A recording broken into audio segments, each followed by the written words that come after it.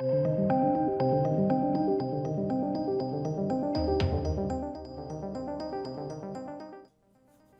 ladies and gentlemen, this is interesting.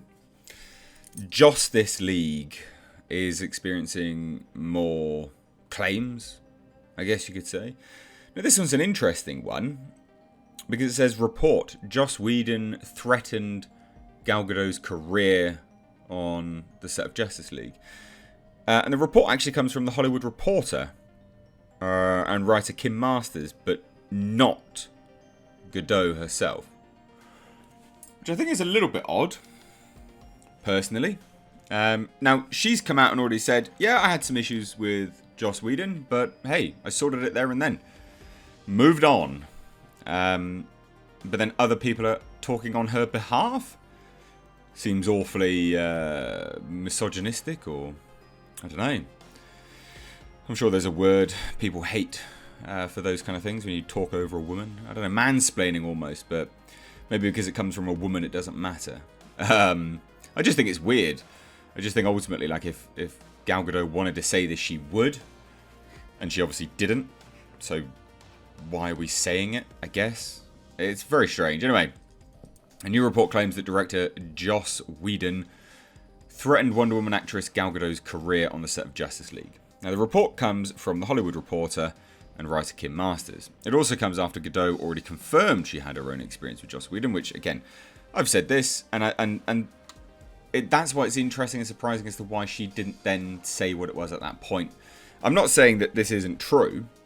I just find it interesting. So that's what we're going to look at today. Ladies and gents, if you don't know already, Blackfields was released on Saturday. You'll find it linked down below, along with Bjorn and Frida the prequel story. If you like the film, please do consider buying the Blu-ray, which you'll find linked down below as well. It's only available from April 3rd till May 3rd, and it will never be sold again. Now, the Blu-ray isn't the movie, because the movie is for free on YouTube. The Blu-ray is actually the hour-long making-of documentary that I produced about the film. How it got made, interviews, behind-the-scenes footage, etc. Also, the soundtrack of the film, which is epic. And it's only available on the Blu-ray. That's linked down below. Check it out.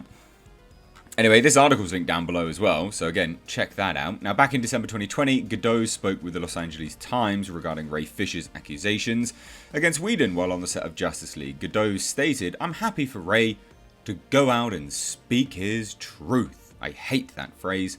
There is only one truth. It's the demonstrable truth.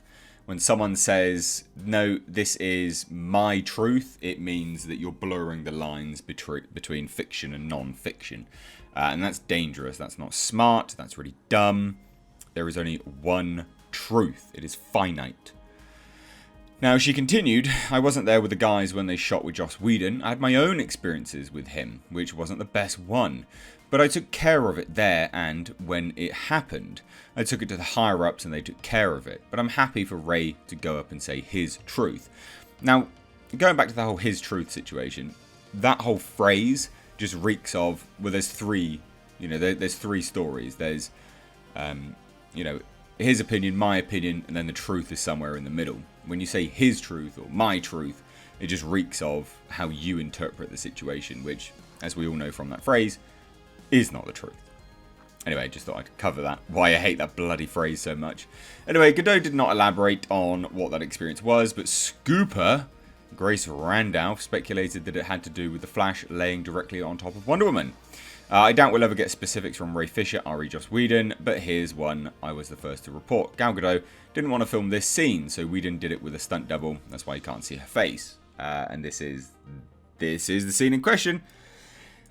Which, yeah, I mean, it's not the best. I can't imagine most women would want to do just to lay on them for the sake of entertainment value. Not unless it's their entertainment value, anyway. Anyway, photographer Jason LeBoy also claimed that Whedon locked either Gadot or her stunt double in a room and threatened her career. He wrote on Twitter, "Don't forget to add that he locked her in a room and threatened her career if she didn't do the scene. That is very important and should not be omitted."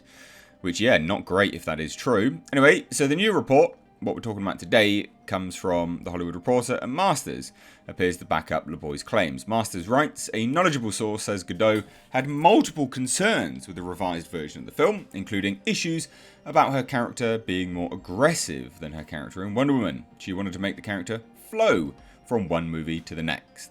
Masters goes on to detail the biggest clash, sources say, came when Whedon pushed Gadot to record lines she didn't like, threatened to harm Gadot's career, and disparaged Wonder Woman director Patty Jenkins. Now, I find that, look, again, I'm not saying this is incorrect or anything like that, but to say that she didn't like it because she thought that her character was more aggressive than a character in Wonder Woman, I mean, look, we've seen Snyder's cut of this movie now. She basically murders a whole bunch of people. You know, well, yeah, essentially, and then says to some little girl, "Oh, don't worry, I'm here to save you. You can do whatever you want." It's like, Jesus Christ, really? Come on. And well, yeah, whether you think she murdered him or not is kind of besides the point. But it wasn't exactly, it wasn't exactly unaggressive, was it? It was pretty aggressive.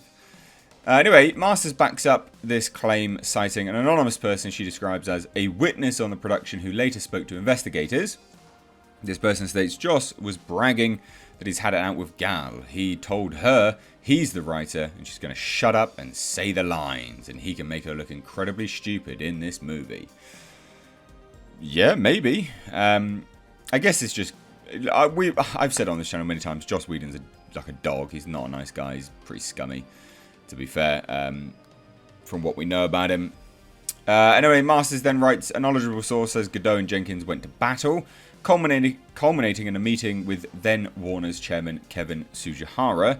And Gadot would echo her previous comments to the LA Times, saying, I had my issues with Whedon and Warner Brothers handled it in a timely manner. So, it's interesting, isn't it? It looks like, from an outside perspective looking in, it looks like the only reason Gadot managed to get her meeting with the higher-ups, and I don't know, this is just looking at it, was because Patty Jenkins battled for her as well and was like, hey, look, you know, we should probably sort this out because this is going to affect my next movie as well and your bottom line. Which I think makes sense, actually, when you're looking at it from that perspective, as to why that became more of a success. But I'd still say her character was pretty bloody aggressive in Snyder's cut of Justice League. And I do think it's interesting, you know, Kim Masters is talking on behalf of Gal Gadot. If she wanted this out there, she would have said it. It's been resolved. And I do think that there's something somewhat, I don't know, stir in the pot almost about that in some regard. You just think Gadot would just say it if she wanted. But she evidently doesn't, because she hasn't. She's had the opportunity to. It looks like she was very happy with the outcome and just wanted to leave it as it is. But hey, never mind. What do you guys think? Let me know down below. If you're new here, do hit subscribe. Thanks so much. Take care.